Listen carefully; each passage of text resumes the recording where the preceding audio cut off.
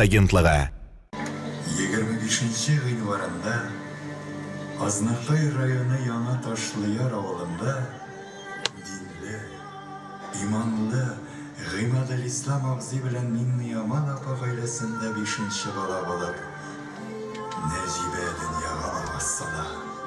Кечкенәдән кул астына кереп үскән балага, тормышның ачысын-төшесен татыган кыз балага киләчәктә дә аның үзенчәлекле талантына йогынты ясамый калмый. Тырышлык, ана сөте һәм яшьли хезмәт белән кергән алар гаиләсендәге 7 балага.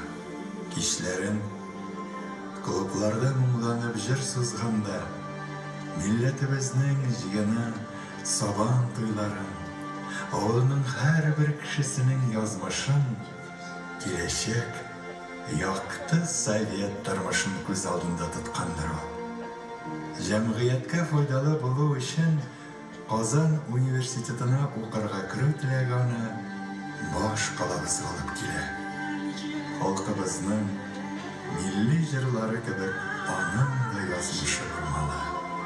1956 елда Казанда Мәскәүнең Кече театр каршысындагы Чепкин исемендәге югары театр училищесына имтихан бирүче 13 егет һәм 10 кыз арасында Нәҗибә дә була.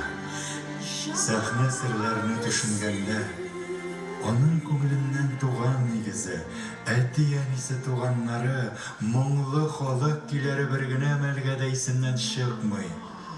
Гомере буе җырлы рольләр, җырлы героиняларны уйнарга хыялланып белем ала, яши, иҗат итә Нәҗибә.